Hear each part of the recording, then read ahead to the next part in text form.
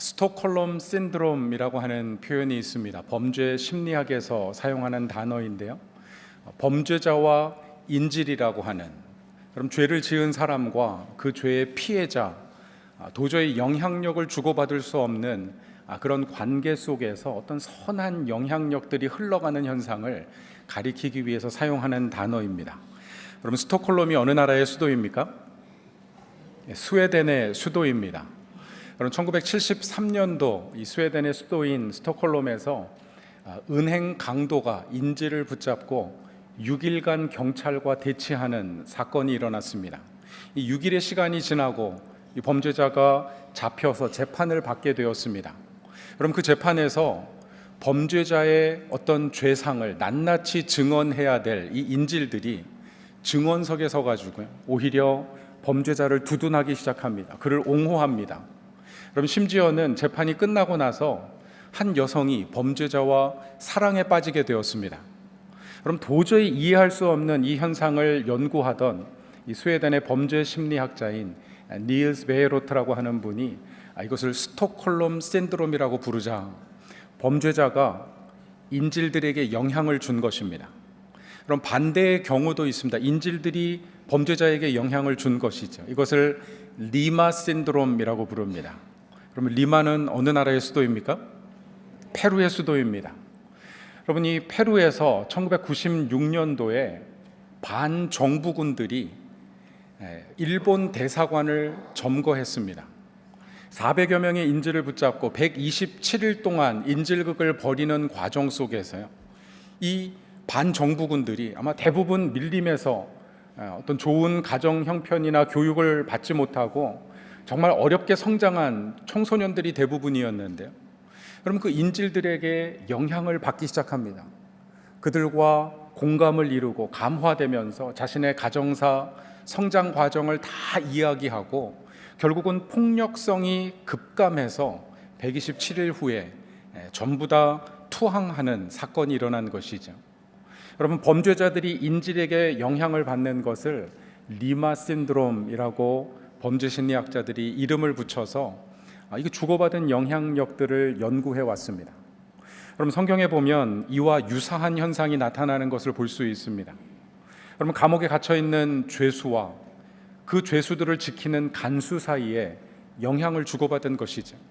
그럼 사도행전 16장에 보면 사도 바울이 마게도냐 사람의 환상을 보고 그가 마게도냐 지방의 첫 성인 빌립보에 가서 복음을 전하기 위해서 기도하러 다녔습니다. 그런데 기도하러 다니다가 귀신 들린 여종 하나를 만나게 되었습니다. 귀신에 사로잡혀서 또 그가 자신을 위한 삶을 살아가는 것이 아니라 그 귀신 들림을 통하여 점을 봐주고 그 점을 봐주면서 번 돈으로 그 주인들을 이롭게 한지라 여러 주인들에게 묶인 바가 되어서 그럼 평생 그렇게 살아가는 그 여인의 귀신을 내쫓아 주었습니다. 여러분, 정말 감사와 칭찬을 받아도 부족할 바울과 실라가 이 일로 말미암아서 여종의 신기가 떨어지고 더 이상 점을 치지도 또 소득을 얻지도 못할 것에 실망한 이 주인들이요, 여러분, 그들을 고소합니다. 감옥에 가두게 됩니다.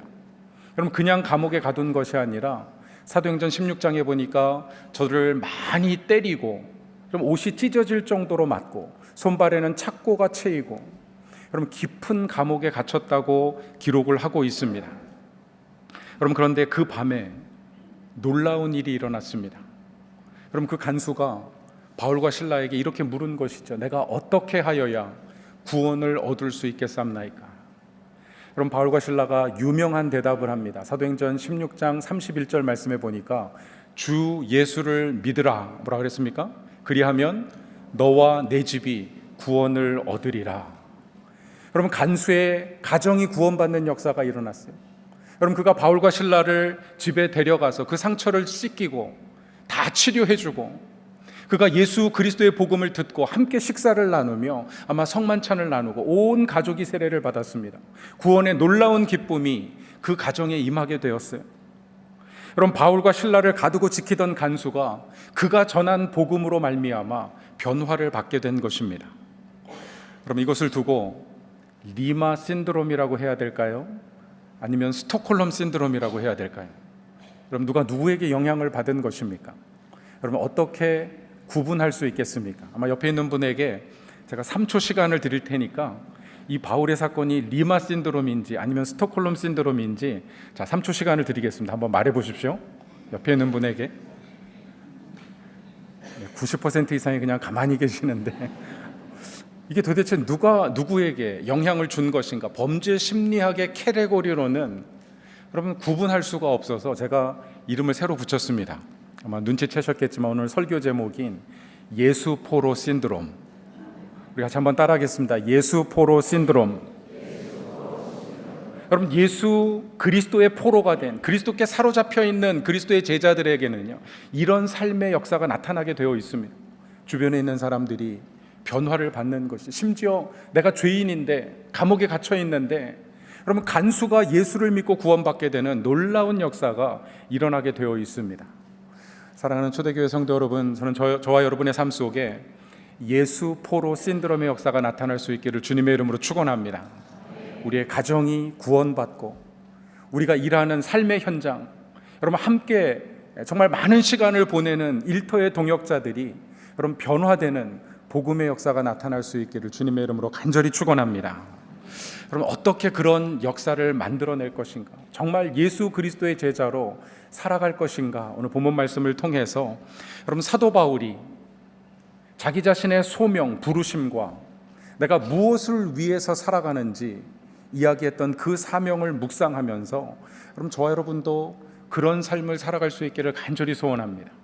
오늘 1절 말씀해 보니까 바울이 이렇게 이야기합니다. 같이 한번 읽겠습니다. 1절 말씀 같이 읽습니다. 시작. 이러므로 그리스도 예수의 일로 갇힌 자 된 나 바울이 말하거니와. 여러분, 사실 오늘 1절 말씀에 보면 어떤 한글 성경, 여러분이 성경을 여러 종류를 가지고 계시는데 어떤 성경에 보면 일로라고 하는 단어와 마지막 서술어 말하거니와라고 하는 단어가 작은 글씨로 쓰여진 성경이 있습니다. 여러분, 그런 성경은 성경의 칸이 좁아가지고 글자 폰트를 줄인 것이 아니고요, 원래 헬라어 성경에 기록되어 있지 않은데 번역상 추가한 단어들, 원문과 대조에서 차이가 있는 부분을 작은 글자로 기록한 것입니다. 그래서 우리가 원문 대조 성경이라고 부를 수 있는데, 요즘은 대부분 핸드폰이나 또 큰 글자 성경을 보시다 보니까 그런 작은 글자들을 구분하지 않고 있습니다. 그럼 다시 말하면 예수 그리스도의 일로라고 하는 단어는 원래 헬라어 성경에 없는 단어이죠. 여러분, 왜 성경학자들이 이 성경을 번역하면서 일로라는 단어를 추가했는가? 여러 가지로 설명을 하고 있습니다. 여러분, 바울이 에베소 교회에 편지 보낼 때 어디에서 편지를 썼습니까? 로마의 감옥에서 편지를 썼습니다. 그래서 우리가 옥중서신이라고 이야기를 하죠.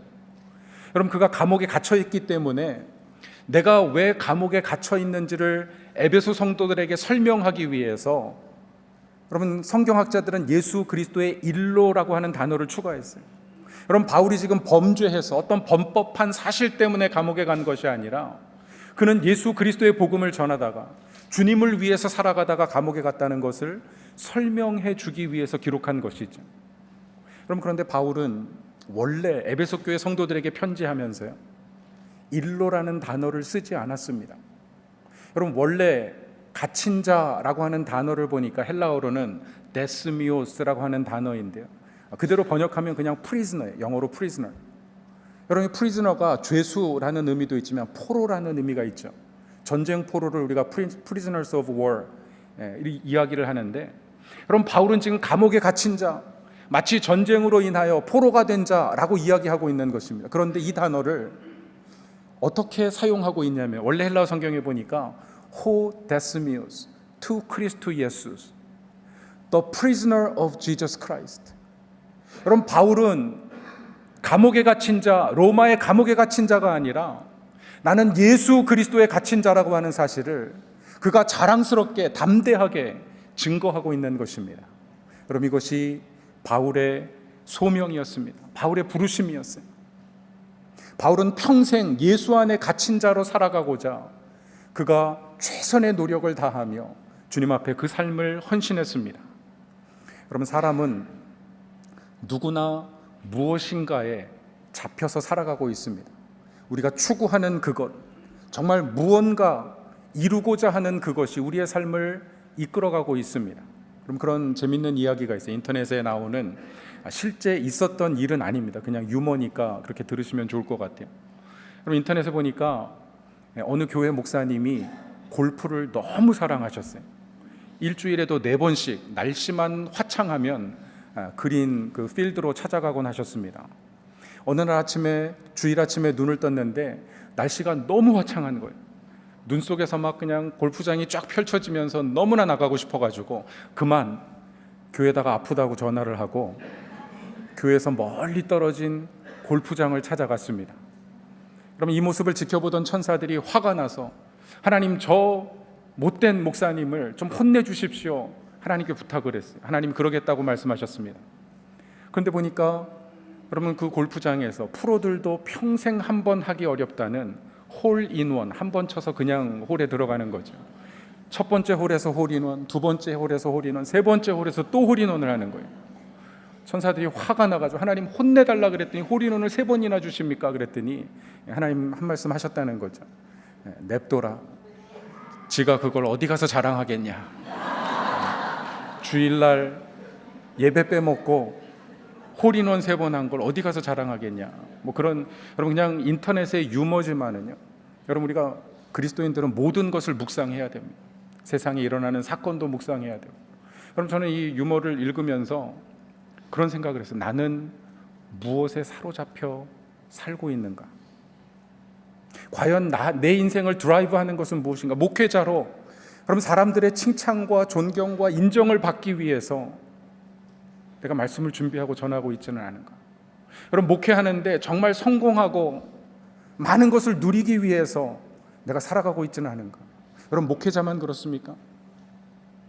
여러분, 이 땅을 살아가는 모든 사람들이 정말 많은 재물을 얻기 위해서, 명성과 성공을 이루기 위해서, 자기 자신을 증명하고 사람들에게 인정받기 위해서 살아가고 있지 않습니까?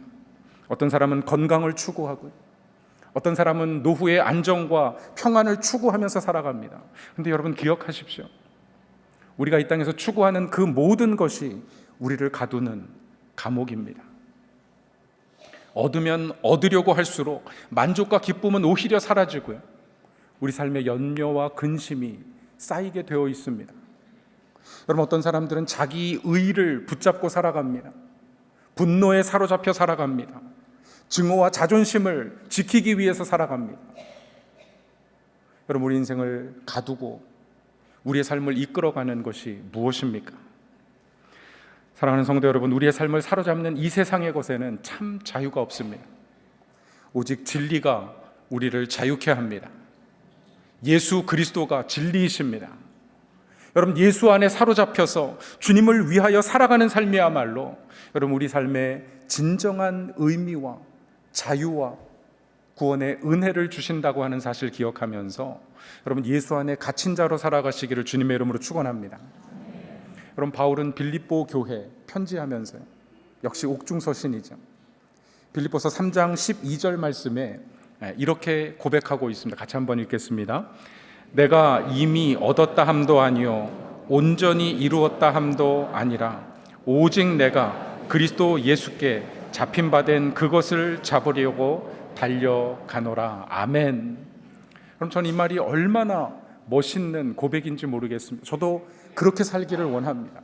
그럼 바울이 뭐라고 얘기하냐면, 내가 세상의 성공을 위해서, 아니 내 어떤 혈통의 자랑을 위해서 다 살아본 사람입니다. 세상 것을 사로잡기 위해서 사는 것이 아니라 바울은 예수 그리스도께 잡힌 바 된 그것을 잡기 위해서 달려간다는 거예요. 주님의 손이 펼쳐지는 그곳, 하나님의 역사가 일어나는 그 현장을 바라보고 있다가 가장 먼저 달려가서 주님, 나를 붙잡아 나를 사용해 주십시오. 여러분, 오직 그리스도께 붙잡힌 바 된 그것을 위해서 살아간다는 거예요. 사랑하는 성도 여러분, 저와 여러분이 그런 소망과 열정을 가지고 살아가시기를 주님의 이름으로 축원합니다.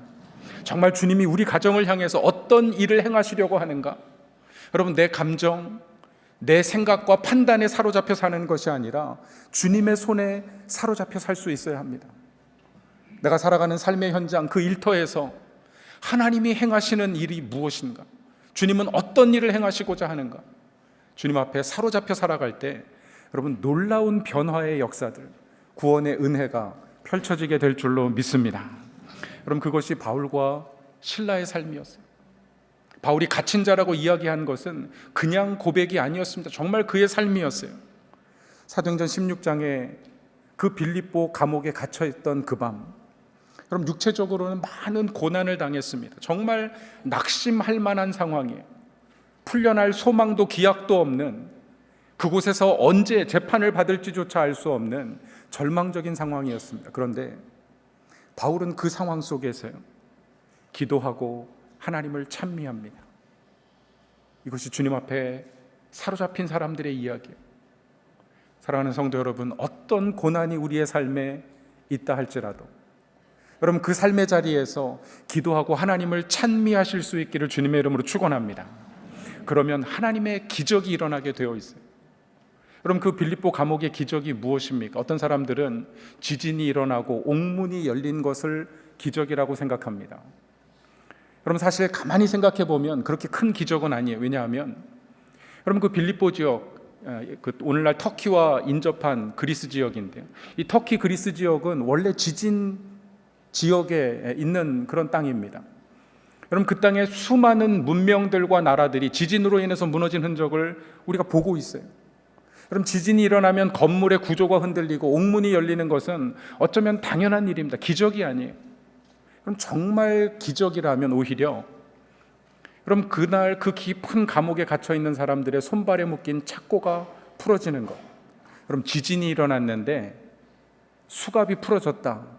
그럼 이건 자연적인 현상이 아닙니다. 하나님의 역사가 아니고서는 일어날 수 없는 일이었어요.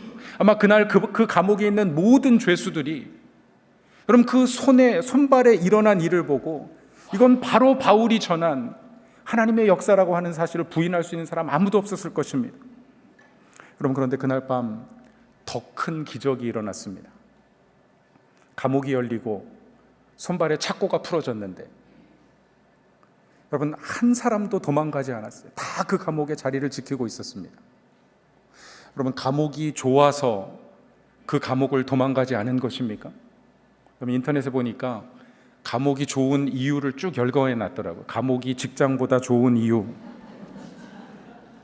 정말 감옥이 좋은지 들어보십시오. 직장에서는 한 평도 안 되는 책상에서 지내야 되는데 감옥에서는 하루 종일 4평짜리 방에서 지낼 수 있다. 감옥에서는 하루 3끼 공짜 밥을 주는데 직장에서는 하루 한 끼 점심, 그것도 자기 돈으로 사 먹어야 된다.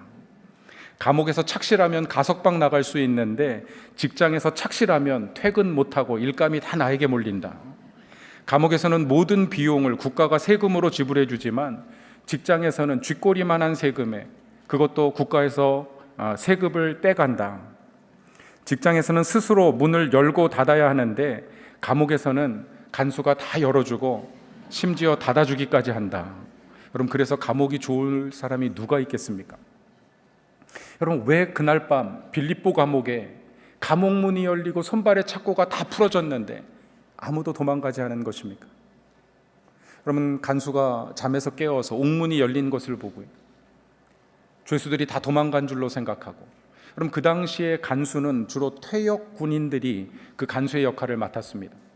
특별히 로마 법에 의하면 만약 죄수 중에 한 사람이라도 도망가면 그 죄수가 받아야 될 모든 형량을 간수가 받도록 되어 있었습니다. 그러니까 깊은 감옥에 갇혔다면 중범죄자들이고 그 중에는 심각한 태형과 사형을 받아야 할 죄인들도 있었을 텐데 감옥문이 열린 것을 보고요, 그 모진 고문과 모든 그 형벌을 받아야 될 것을 생각하니까 그냥 그가 깨끗하게 자결하기로 생각한 것입니다. 그렇게 죽으려고 하는데 깊은 감옥에서 바울과 실라가 외치기 시작합니다.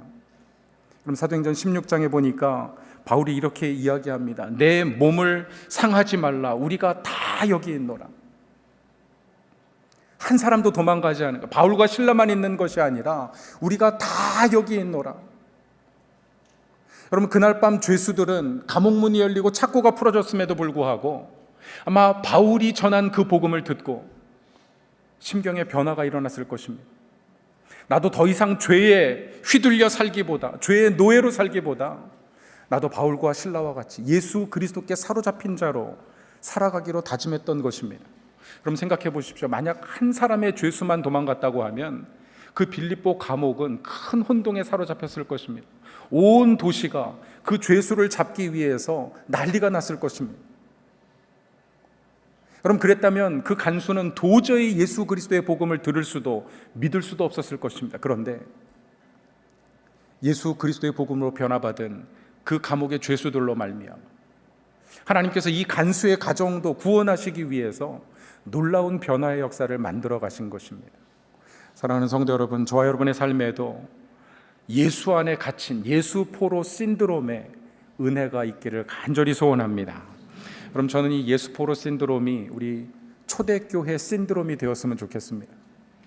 우리 성도들이 살아가는 삶의 현장에서, 가정에서, 일터에서 정말 예수님의 뜻을 구하고 주님께 사로잡힌 삶을 살아가고자 하는 부모님들, 동료들, 정말 믿음의 사람들을 통해서 그리스도의 복음이 생명력 있게 강력하게 증거되기를 주님의 이름으로 간절히 축원합니다. 여러분, 두 번째로 바울은 자신의 사명을 이야기하고 있습니다. 우리 같이 한번 1절 말씀을 읽겠습니다. 이러므로 그리스도 예수의 일로 너희 이방인을 위하여 갇힌 자 된 나 바울이 말하거니와. 여러분, 바울이 무엇을 위해서 예수 안에 갇힌 자가 되었다고 이야기합니까?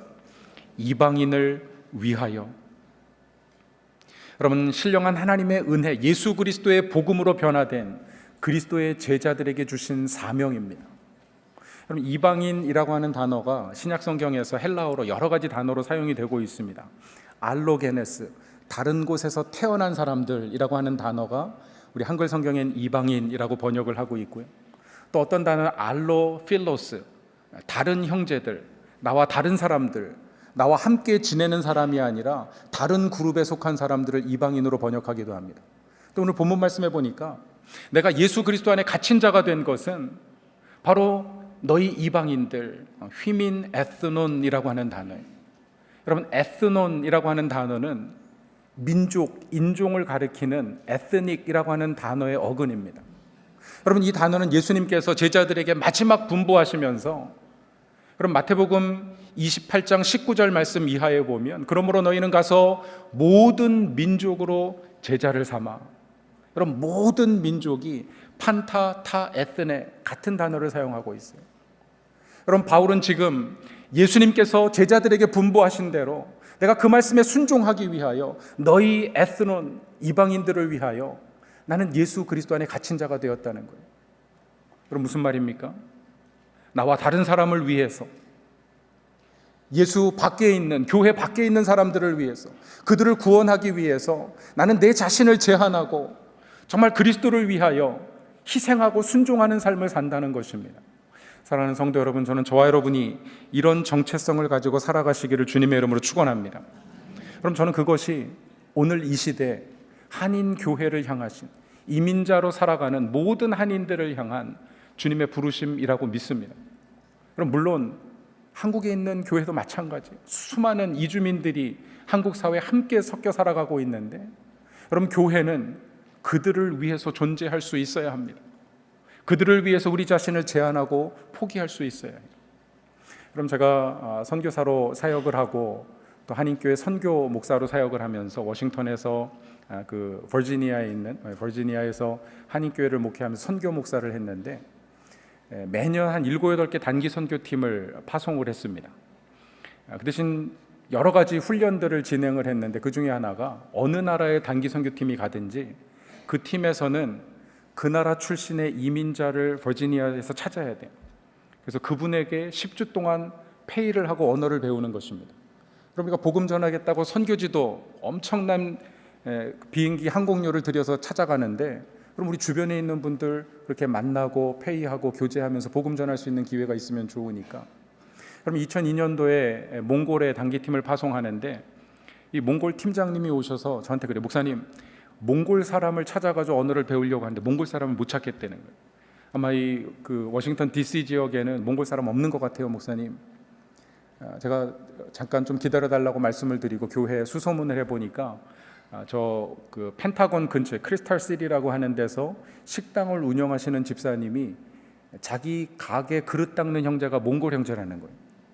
제가 부탁을 드렸더니 그분이 토요일 날 아침에 2시간 시간페이를 그 형제에게 직접 하시고 교회로 보내줄 테니까 한 30-40분 언어 공부하십시오. 그래서 보내주셨어요. 첫 주, 둘째 주, 셋째 주 언어 공부를 가르치다가 아마 좀 팀하고 대화가 시작이 되었습니다. 어디로 가십니까? 우리 울란바토르로 갑니다. 몽골의 수도로 단기 선교팀이 가는데, 그랬더니 이 형제가 내가 거기서 왔는데 우리 가족들에게 선물을 보내고 싶은데 좀 갖다 줄 수 있습니까? 갖다 줄 수 있습니다. 가져오십시오. 그 다음 주에 왔는데 이민 가방으로 2개를 가지고 왔어요. 뭐 가족들에게만 보내겠다 그러더니 뭐 친구, 이웃까지 해가지고 한 53명 명단 이름과 전화번호를 쭉 적어가지고 와가지고 전해달라는 것입니다. 뭐 약속한 것이니까 우리가 그렇게 하겠다 이야기를 했는데, 문제는 그 다음 주에 일어났어요. 그 소식을 주변의 몽골 친구들에게 이야기했더니 7명의 몽골 형제들이요 14개 이민 가방을 가지고 그 다음 주에 교회에 나타난 거예요. 그럼 단기 선교팀들이 고민에 빠졌습니다. 우리도 지금 선교 간다고 교회에서 마련해준 헌옷까지, 운동화, 뭐 안경, 약품들 잔뜩 가지고 가야 되는데 거기에다가 이민 가방 16개를 더 가져가야 되는 거예요. 한참을 고민하다가 결국은 몇 주 후에 결론을 내렸습니다. 올해는 우리가 준비한 거 다 포기합시다. 우리가 하려고 했던 거 다 뭐 안경 맞춰주는 사역, 뭐 의료 사역 다 포기하고 올해는 우리가 딜리버리 미션 합시다. 배달의 민족 사역을 하는 거예요. 이거 가지고 가서 연락해서 가족들에게 전해주는 사역 합시다. 그 8명 영상을 다 찍어가지고 몽골에 도착해서 선교사님과 현직교회 성도들 도움을 받아가지고 한 200여 명 명단 준 분들에게 다 연락해가지고 토요일 오후에 오십시오. 그럼 우리가 미국에서 가족들이 보낸 선물 드리고 저녁 식사 대접하겠습니다. 한 200여 명 식사를 한 300여 명 이렇게 준비하기로 했는데 보니까 토요일 오후에 문제가 생겨서 한 500명이 온 거예요.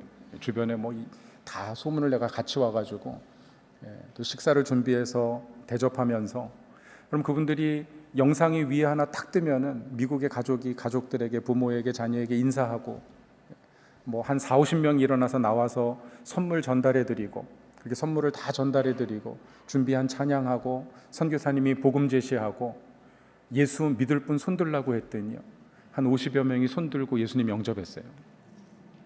그 다음 날 주일이니까 주일 아침에 10시에 오시면 함께 예배하고 내일도 점심 드리겠습니다. 한국 음식 대접하겠습니다. 그렇게 광고하고 그 다음 날 점심을 준비하는데 선교사님이 50명이 손들었지만 한 200여 명 처음에 연락받았던 가족들은 다 오실 것 같다. 우리가 200명 식사 준비합시다. 그래서 단기 선교 팀들이 그 재정을 부담해서 200명 식사 준비를 했는데 문제가 생겼어요. 500명이 다 오셨습니다. 한국 음식 주신다 그러니까 뭐 선교사님 사모님 나가서 식사 준비하시고, 더 큰 문제가 생겼는데 미국에 보낼 짐을 바리바리 싸들고 오신 거예요. 갈 때는 16개 짐을 가지고 갔는데 올 때는 보니까 뭐 말고기 말린 거, 뭐 우유 삭힌 거 이런 건 다 음식은 빼고 정리한 짐만 23개. 오버차지 다 해가지고 팀원들이 또 돈을 모아서 오버차지 내고 미국으로 가지고 왔어요. 가족들별로 사진을 찍어가지고 가지고 왔는데, 그럼 분위기가 정반대였습니다. 우리 형제들에게 그 8분에게 우리가 몽골에서 보낸 짐을 가져왔으니까 주변에 있는 몽골 분들 함께 초청해서 오십시오. 우리가 식사 대접도 하고, 대부분 몽골 분들이 이 신분 문제를 해결해야 되기 때문에 장로님 한 분이 이민법 상담해 주시고, 또 앞으로 요한복음을 통해서 영어 배울 수 있도록 영어 클래스 오픈하는 거 안내해 드릴 테니까 오십시오 그랬더니 한 27분이 오셨어요. 와가지고 영상을 틀고 선물을 전해주는데 정말 울음바다였습니다. 한 분은 8살 된 아들을 두고 왔는데 한 10여 년 지나가지고 훌쩍 커버린 아들을 영상으로 처음 본 거예요. 뭐 그 당시엔 영상 통화도 없었기 때문에 그렇게 시간을 보내고 27분이 전부 다 영어 성역 공부하겠다고 그 성역 공부 그룹이 시작이 되었습니다. 그럼 제가 2004년도에 캄보디아 선교사로 갔다가 2010년도에 다시 돌아와서 선교학을 공부하기 위해서 시카고의 트리니티 신학교에 갔는데, 가서 첫 번째 우리 한국 학생 박사학위 논문 발표한다 그래서 들어갔는데, 그럼 그 연구가 미국 내 몽골 교회 역사와 어떤 현황들을 조사한 그런 논문이었어요. 그런데 그곳에서 발표하는데 미국 내 13개 몽골 교회가 있고 이 13개 몽골 교회는 2003년도에 버지니아의 한인 교회에서 시작되었다고 이야기하고 있습니다. 그럼 일주일 단기 선교 갔다 온 건데, 그럼 그때 모였던 27명이요. 그 이듬해 몽골 선교사님이 안식년 들어와서 몽골 사람들 모여 있으니까 예배를 드리기 시작해서 교회가 됐습니다. 거기서 훈련받던 형제가 덴버로 이사해 가면서 자기가 거기서도 교회 개척하겠다 그래가지고 덴버의 몽골 교회가 개척이 되고, 시카고로 이주하면서 시카고의 몽골 교회가 개척이 되고. 그럼 우리가 우리 자신을 포기하고 하나님의 뜻에 순종하면 하나님의 거룩한 역사가 일어나게 될 줄로 믿습니다. 그럼 모든 교회는 모든 민족을 위해서 존재해야 합니다. 그럼 우리가 한인교회로 한국어를 쓰면서 모여 있지만 우리만을 위한 교회가 되어서는 안 되고, 그럼 정말 교회 담장을 낮추고 문을 활짝 열어서 여러분 모든 민족을 품는 교회 되시기를 주님의 이름으로 축원합니다. 저는 베들교회 목회하면서 제가 2018년도에 저희가 교육관을 건축하게 되었습니다. 원래 본당을 건축할 계획이었어요. 과연 우리가 무엇을 위해서 건축해야 될 것인가를 놓고 기도하며 함께 리더십들과 의논하다가 우리는 모든 민족을 위한, 이 에스논을 위한 교회가 되어야 되겠다. 그래서 Mission to the Next Generation, 우리 다음 세대 자녀들을 위한 선교를 감당해야 되겠다. 여러분, 우리 자녀들은 외국인입니다. 우리 자녀들은 이방인이, 타민족들이 다른 언어를 쓰고 다른 생각을 하면서 다른 시대를 살아가고 있습니다. 정말 가만히 두면 다 교회 밖으로, 다른 교회로 흩어지겠지만 그들을 모아 정말 한국인의 영성과 기도와 신앙을 전수해주고 이 교회를 이어갈 수 있도록 그렇게 우리 다음 세대를 양육해야 되겠다. 또 하나는 Mission to Ethnic Minority, 우리 다른 소수민족 교회를 위해서. 그럼 우리 베들교회도 원래 미국 교회 빌려서 오래 예배드렸습니다. 그럼 대부분 한인교회가 다 그런 시절을 지났어요. 그럼 그들이 정말 불편함을 고사하면서 공간을 내어주었기 때문에, 시간을 할애해 주었기 때문에 교회가 성장할 수 있었습니다. 그럼 희생이 없는 복음은 없어요. 희생 없이 복음을 전하려고 하는 것은 그건 어쩌면 복음이 아닐 수 있어요. 그럼 교회가 공간을 희생하고 시간을 희생하고 우리가 소수민족을 섬길 수 있어야 됩니다. 그래서 우리가 건축을 할 때 저희 베들교회는 예배실 3개를 증축하면서 이 세 공간은 3개 소수민족 교회에게 주일 오후 1시 이후에 우리는 못 쓴다 선언하고 소수민족 교회를 섬기기로. 지금도 인도 교회가 들어와서 텔레고 언어를 쓰면서 복음을 전하는 그런 교회로 성장해 가고 있습니다. 그럼 우리 초대교회도 많이 성장하면서 공간도 많이 부족하시고 여러 가지 교회적인 챌린지도 있겠지만, 여러분 우리에게 주신 물질과 모든 리소스, 기도와 헌신을 통해서 여러분 우리 주변의 모든 민족을 복음으로 섬기는 교회 되시기를 주님의 이름으로 간절히 축원합니다.